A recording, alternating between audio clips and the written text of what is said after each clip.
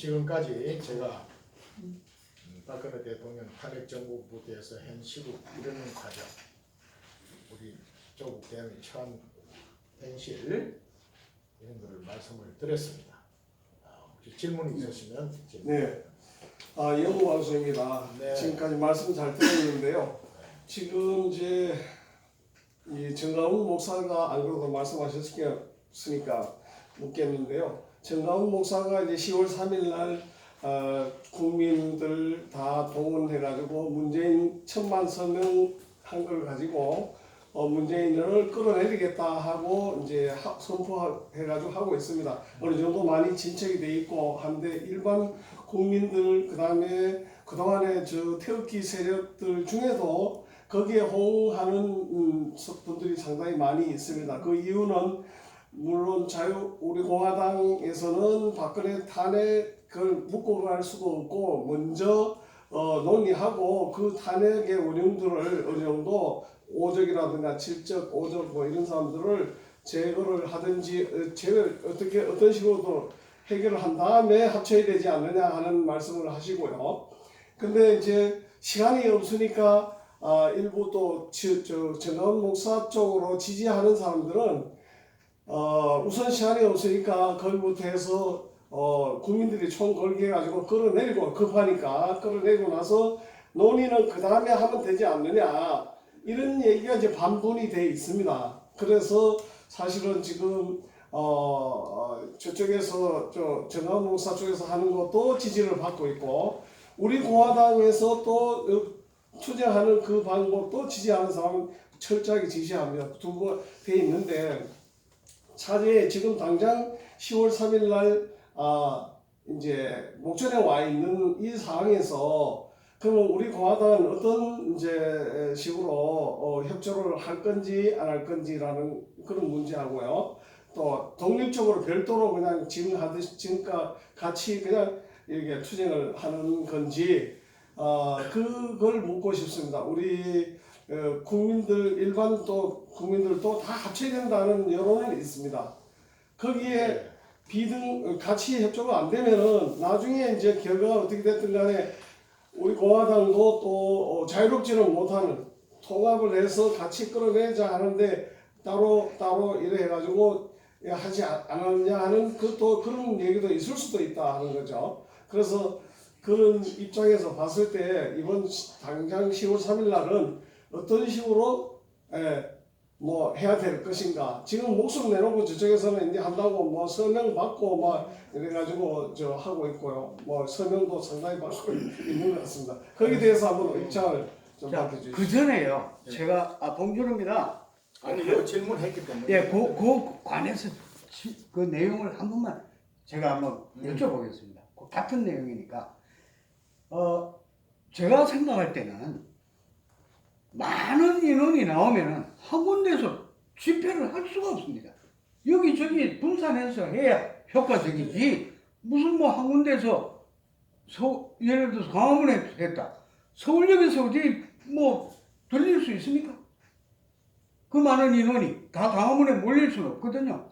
그러면 각자 서울역, 광화문, 대한문 각자 하는 것도 좋다고 생각해요. 그거는 그 방법이고 예. 일단 이 질문을 했기 때문에 이 질문도 답변을 그리고 드리겠습니다. 많은 인원이 왔을 때는 서울역에서 다 붙는다고 생각됩니다. 서대문, 뭐 종로, 을지로 전부 다 연결돼 가지고 그 인원이 같이 어디 해치지 말고 잠깐 하고 말고 이런 게 아니라 며칠씩 투쟁하든지 해야 홍콩처럼 되지 않느냐 그런 얘기입니다. 네, 네. 말씀해 주시죠. 아직 10월 3일 날 어떻게 할 거냐 하는 논의는 정강훈 진영이나 우리 진영하고 제의오거나 이런 게 없습니다. 네. 없고 이번에 9월 28일 날 우리 공화당은 하여튼 국민 총궐기를 대비한 대규모 집회를 한다. 이런 것은 방침이 정해져 있지만 10월 3일 날 어떻게 한다는 것은 아직 논의되거나 협의된 게 전혀 없습니다.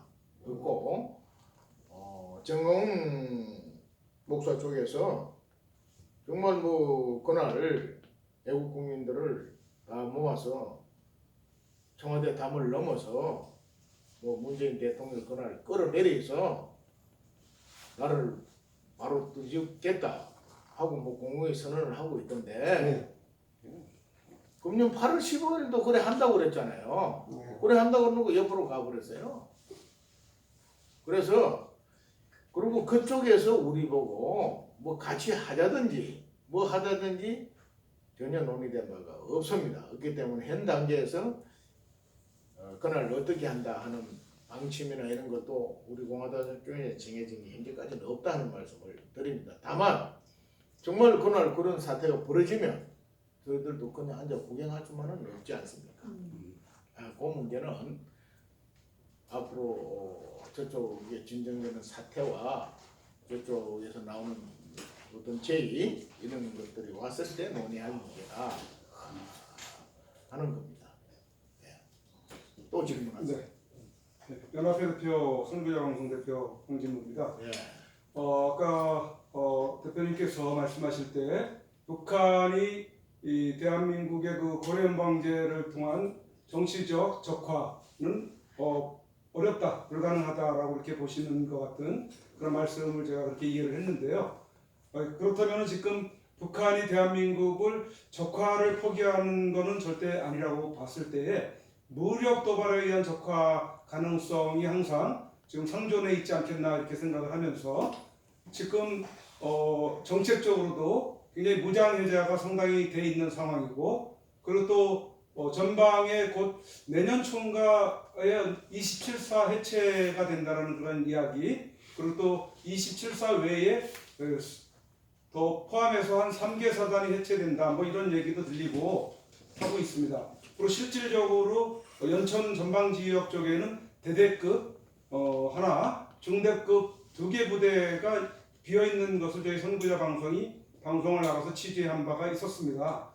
이런 일련의 어떤 그 조치들에 대해서 지금 문재인 세력들이 여러 가지 사건을 벌이면서 거기에 온통 국민들이 정신이 지금 팔려 있는 상황에 무력 도발에 대해서는 지금 전혀 무방비 상태로 지금 가고 있는 거 아니냐는 그런 우려감을 가지고 있는데 우리 전형적인 군인상을 가지신 우리 혁병한 공동대표님 입장에서 그 무력 도발에 대한 우려되는 부분에 대해서 우리 국민들에게 좀 말씀을 해주시고 그리고 한박도가 북한 땅이냐 또 남한 땅이냐 이런 그 논란이 있는데 그런 부분들에 대해서 명쾌히 좀 말씀을 해주시면 감사하겠습니다.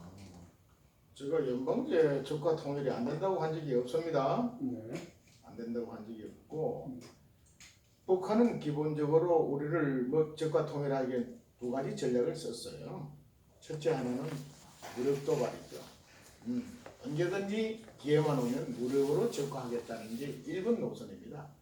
그래서 항상 우리보다 병력이나 무장력에서 2배 규모로 봐 2배 이상의 무력을 유지해왔고 핵무기까지 완성시켰습니다. 이 핵무기를 가지고 뭐 우리한테는 안 쓴다, 뭐 대미 협상용이다, 뭐 하는 얘기를 우리 국민들이 하고 있고 통일이 되면 우리 거 되는데 우리는 미국 때문에 못 갔는데 뭘 걱정해 이런 얘기들도 합니다.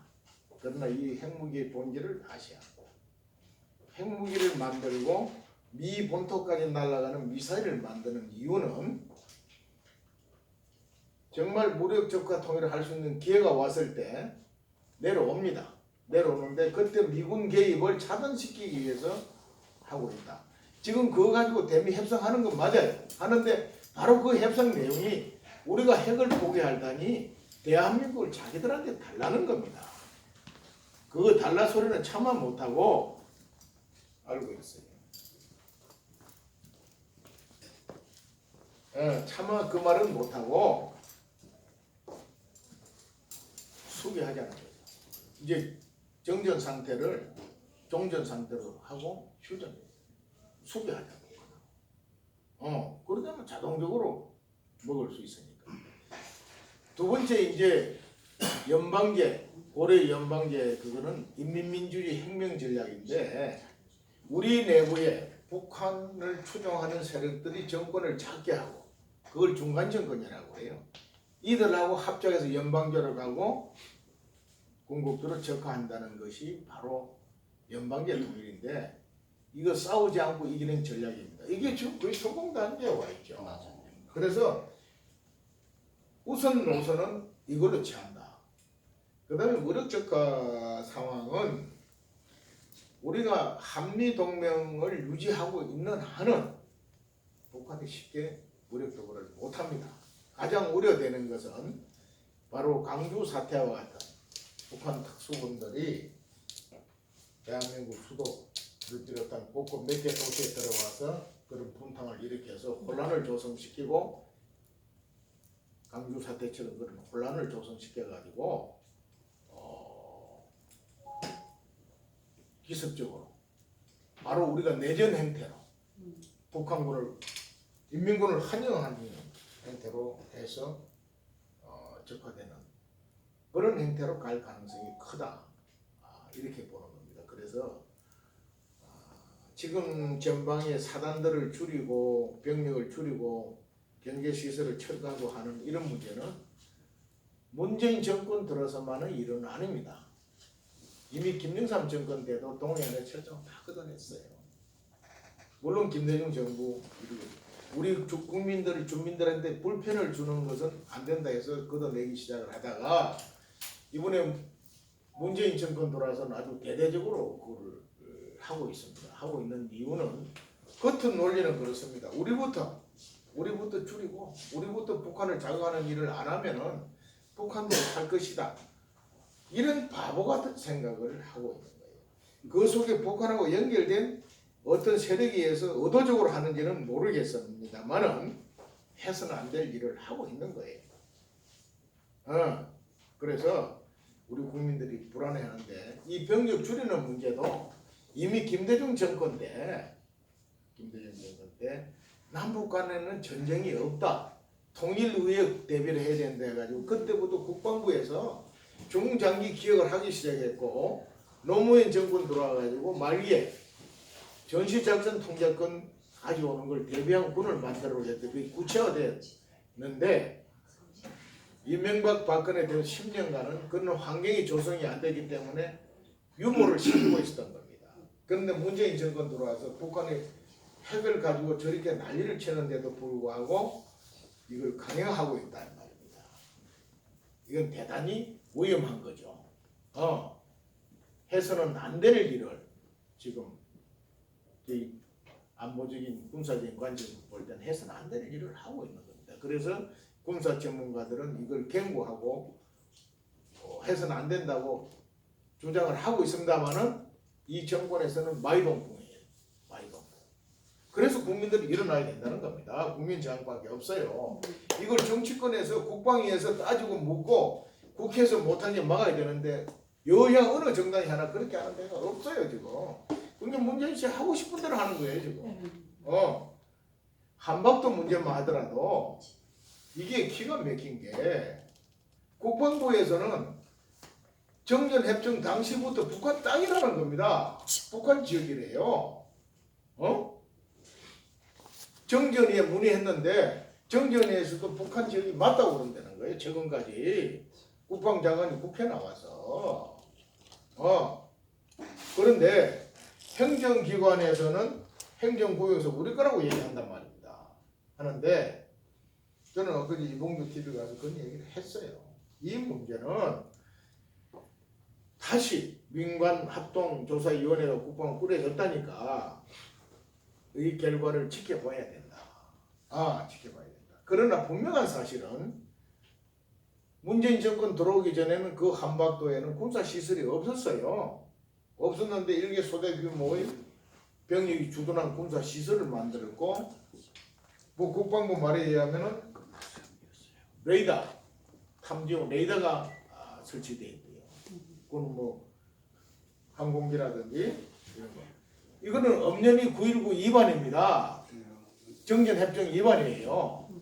거기 설사 북한 땅이라 하더라도 그 비무장지대 NL을 여는 이 지역에 새로운 군사시설을 설치를 할 수 없게 돼 있는 겁니다. 이건 정전에다 항의를 해야 되고 북한에다가 9.19 위반으로 이거 따져야 되는 문제인데도 안 하고 있는 거죠, 이거를. 그래서 그런 것이 답답하고, 강화도 주민들 얘기 들어보면 언제까지 물이 나면은 그 조개파로 들어가고 했대요. 우리 땅이니까 그랬겠죠. 근데 정전위에서 북한 저기에 맞다고 했다는 국방부 발표를 보면서 저는 이 민간 조사 기구에서 확실하게 조사해야 되고, 이건 정전위에다가 문의를 다시 확실히 해서 이 부분은 정확하게 결론 내린 문제다. 지금 속단해서 우리 거도 아니다 하는 것은 나는 속단해서는 안 된다고 보는 거예요. 안 된다. 다만 거기다 군사 시설을 북한에 했다는 이 자체는 정전협정 위반이고 9.19 남북협의 위반입니다. 이거는. 그럼 일단 철거시키고 못하게 해야죠. 못하게 해놓고 그 소유권을 정확하게 따지는 이런 단계로 가야 된다. 이렇게 생각합니다. 그래서 전쟁 위협이나 군사적 위협은 항상 우리가 안고 있는 겁니다. 안고 있는데 거기에 뭐 우리 사단 몇 개 더 줄이고 안 줄이고 이런다고 전쟁을 막고 할 수 있는 건 아닙니다. 아닌데 기본적으로 우리 군이 정치는 어떻게 하더라도 강력한 경계태세를 갖추고 북한이 도발하면 바로 즉각 응징해서 이 자유대한민국을 지킬 그런 만반의 태세와 준비와 훈련을 해야 하는 겁니다. 해야 하고 그거보다 가장 중요한 것은 북한 핵무기가 완결되고 남북 간에 진정한 평화가 오고 자유통일을 이루는 그날까지는 한미동맹 주한미군 연합사 체제를 지켜야 된다. 이것이 전쟁을 억지하기 가장 결정적인 수단이다 하는 것을 우리 국민들이 알아야 된단 말입니다. 그 철조망 좀 걸어내고 GP 몇 개 폭파하고 뭐 방경 몇 개 걸고 사단 몇 개 줄인다고 해서 안 줄인다고 해서 전쟁을 억제를 하고 할 수 있는 게 아닙니다. 그래서 제발 우리 국민들께서 이 작은데 이런 데서 말려들어서 논의하고 싸우다가 큰 거를 놓쳐서는 안 된다. 절대로 한미동맹 지켜야 한다. 네. 주한미군 지켜야 된다. 한미연합사 체제 지켜야 된다는 여기에 우리 국민들이 단합하고 그걸 해체하고 무력화시키는 데는 강력하게 저항해야 된다. 그것이 전쟁의 억제의 길이다. 저는 그렇게 봅니다. 예. 네. 추가로 또 질문하실 분 계세요? 제가 간단하게 예. 저는 제가 지금 입 치료가 지금 마스크를 맡고 있는데 유튜브 연합회장 공주입니다. 참 그 수많은 별들 중에 오직 한 번 우리 허평한 장군님만 이 태극기 전선에 일선에 서 계시는 별 중에 별입니다. 저는 오늘 제목도 그렇게 달았습니다. 네. 예. 지금 현 시국에 대해서 간단히 말씀을 좀 드리겠습니다. 자, 지금 보면은 이 주사파 정권의 어떤 헤게모니 정찰전이다. 그렇게 좀 보고 계신데 저도 그렇고요. 지금 호남 주사파 그리고 경상 주사파 산업의 전대협 제가 알기로는 어떤 그 간부들끼리 모여 있는 말소리를 제가 엿들었습니다. 그분들 얘기가 전라도 호남은 무조건 다음에는 임종석이를 민다. 그런 얘기들을 그 각 지역들 다 전라남도, 전라북도에서부터 시작해서 전부 유지들이 임종석이를 민다 하는 얘기를 제가 듣고 깜짝 놀랐거든요. 그래서 지금은 이 조국 사태가 그런 헤게모니 싸움이 아닌가 하는 그런 의심이 들기도 합니다. 우리 회장님의 생각은 어떠십니까? 한번 여쭤보고. 제가 이번 TV에 나가서 예. 2주 전에 예. 그 얘기를 했고 예. 이번 주 월요일 날 또 했어요. 예. 2주 전에 한 게 이제 62만 명이 봤습니다. 내가 유튜브 대담 인터뷰 한 중에서 가장 많은 조회를 올렸고 이번 주 월요일 한 건 33만에 돌파했는데 저는 그렇게 보는 거예요.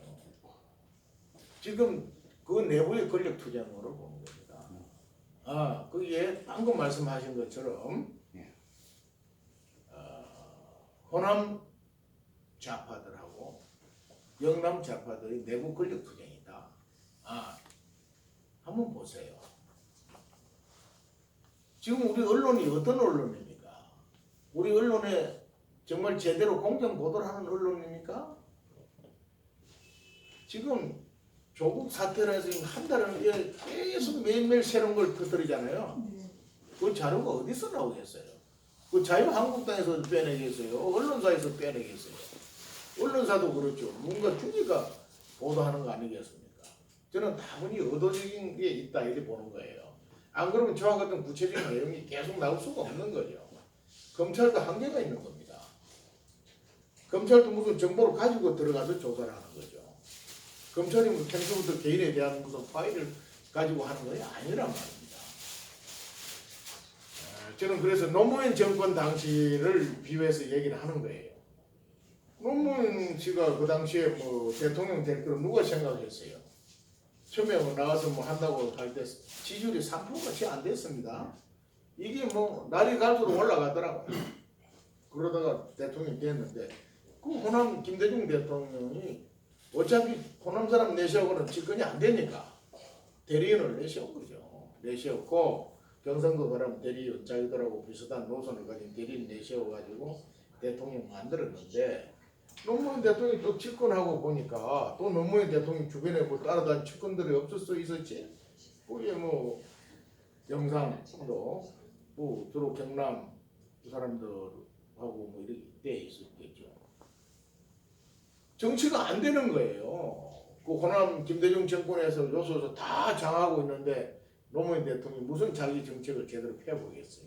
그래서 어떻게 했습니까? 열린우리당 만들었잖아요. 새천년민주당 없애버리고 그래서 평화민주당으로 전략이 됐죠. 그러면서 시간이 지나면서 노무현 대통령 지지율 급전직하로 떨어져 12%까지 가버렸잖아요. 호남 세력들이 다 이렇게 대통령 만들어줬더니 말이야. 우리 배신하고 저지네 그때 정동영, 천정배 둘만 기용을 했어요. 호남 정치 중에서. 통일부 장관하고 뭐그 장관 부회시켰잖아요. 그러니까 결국은 노무현 정권이 몰락하는 길을 간다고요.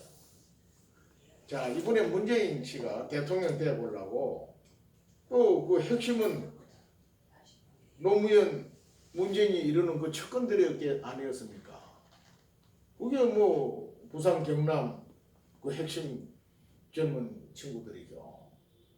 이 친구들이 문재인 떼어서 만들어 보려고 하는데 호남 지지 안 받고는 안 되는 거예요. 그러니까 문재인이 광주 갔잖아요. 가니까 야, 너 당시 노무현 우리가 대통령 만들어 줬는데 네가 비서실장 할 때 그거 없애고 우리 당 열린우리당 만들었잖냐 하니까 납작 엎드렸어요. 근데 미안하다. 내가 이번에 집권하면 확실하게 호남 봐주겠다 이래 챙기겠다. 그래서 되자마자 챙겼잖아요. 확실하게. 총리부터 각부 장관, 검찰총장, 뭐 헌재소장, 육군 해군 총장, 참모총장 주로 광주 일곱 중심으로 해서 호남산 다 챙기고 요소도 다 장이 됐단 말입니다. 했는데 한 2년 반 지나니까 문재인 만든 영남 그 핵심 세력들은 또 뭡니까? 가만히 있겠어요? 이 정권 다가가는데 자기들 또 펼쳐보지도 못하고 칼자루 한번 못 쥐어보고 그래서 대표 선수가 나온 게 조국이 아닙니까? 그래서 임종석이 비서장에서 또 나갔단 말입니다. 뭐 쫓겨나갔는지 뭐 어떤 이유로 나갔다고요. 그리고 이번에 조국이를 법무장관 안철로 할 때 처음에 북한에서 비방했어요. 남쪽 좌파들도 보수 우파들을 못지않게 같이 썩어버렸다고 비판했답니다. 그러다가 갑자기 좀 있다가 선회해가지고 조국을 임명시키라고 그 다음날 임명시켰다고 그러대.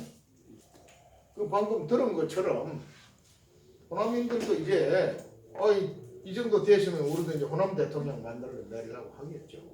만드는 거 좋다 이겁니다. 나는 뭐 호남 사람이 하든 영남 사람이 하든 충청도 사람이 하든 국가 대통령 뭐든 누구나 할 수 있는 거예요.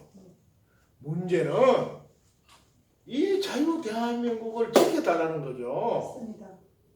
자유 대한민국의 대한민국 건국 정신, 이승만 대통령의 건국 정신, 박정희 대통령 산업화 정신, 정치적으로 좀 뭐 이해관계 얽히고 선대 뭐 서로 충돌을 해서 피해를 입었다 하더라고. 70년이 지난 지금 그분들의 선택과 노력이 옳았다는 게 증명됐잖아요.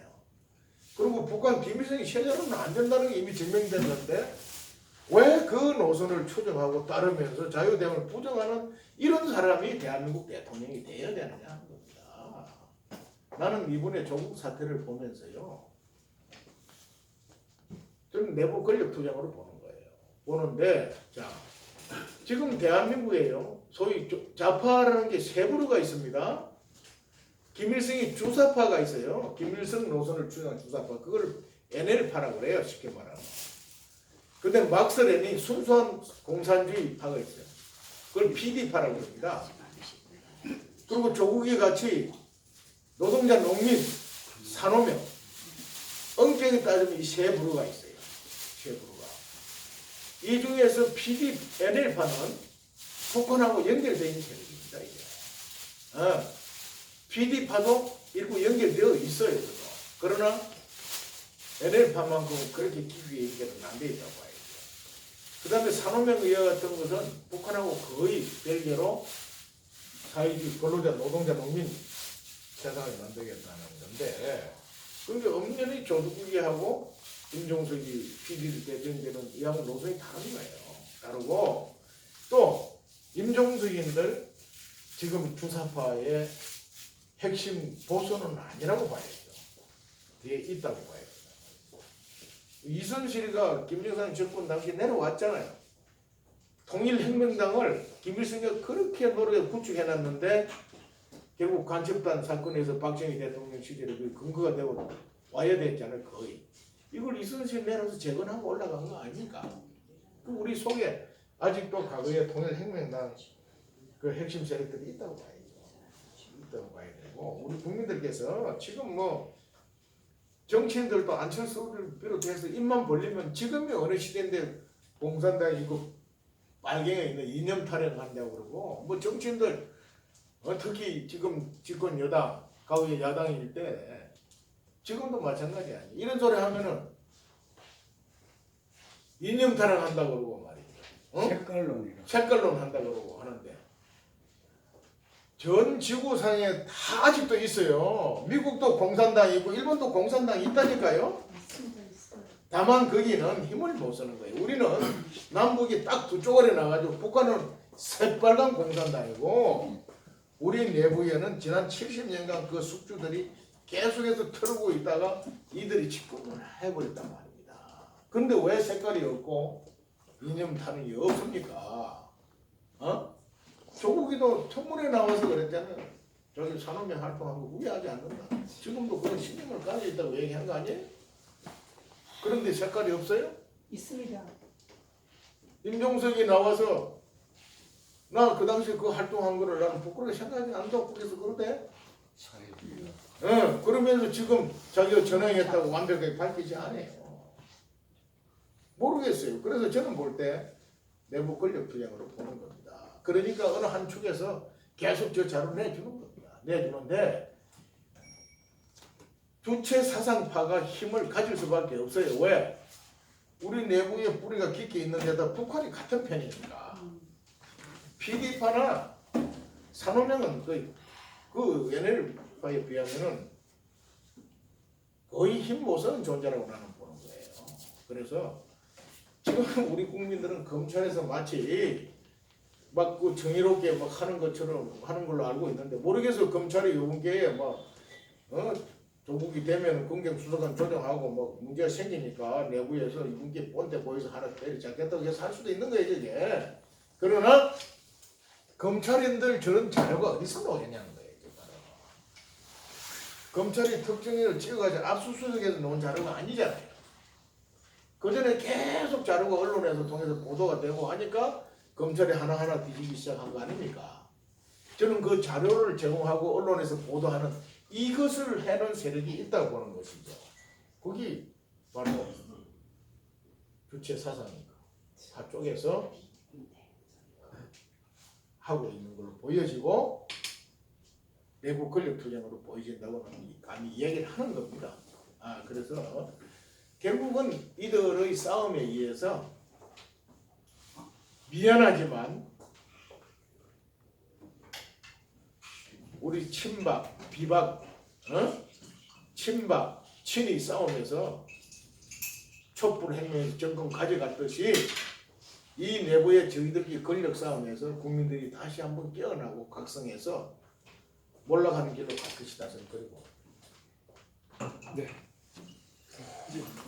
근데 그러면 제가 한 가지만 더 부정선거가 예상이 되는데요. 내년도 이대로 가면은 지금 선거법이 개정이 안 돼 있는 상태에서 뭐 부정선거가 예상이 되는데 지금 자유한국당은 부정선거에 대해서는 부정하는 입장이고요. 마침 이제 우리 공화당에서는 지금 부정선거를 위한 제도 개선을 위해서 여러 가지 입법 발의를 하려고 동의를 의원들 10명 이상인가 동의를 받고 있는 중이라고 알고 있는데요. 그래서 참으로 반가운 일인데 자유한국당 의원들이 동의해 주는 사람이 있는지 그게 발의가 돼 가지고 통과가 될 가능성이 있는지 그게 안 되면은 내년도 선거는 별 의미가 없다라고 보아집니다. 그래서 사생 결단을 해야 되는 문제인데요. 참 그 부분도 이런저런 얘기를 듣고 현상을 보면 기가 막힌 현실인데 적어도 사전투표 15% 이걸 어떻게 관리가 제대로 안 된단 말이죠. 네. 과거에는 알미늄 박스에 이중시건 장치를 해서 경찰이 호송하고 경찰이 그걸 경찰을 지켰다고요. 이걸 다 없애버린 거예요. 국회에서 없애버렸대요. 없애버리고 이제 뭐 박스에다 그냥 가지고 와서 푹 여는데 보니까 시건 장치로 제대로 안 돼 있고 테이프로 감아 있고 현장에 가 있는 우리 동지들이 사진을 찍어서 제보를 많이 했잖아요.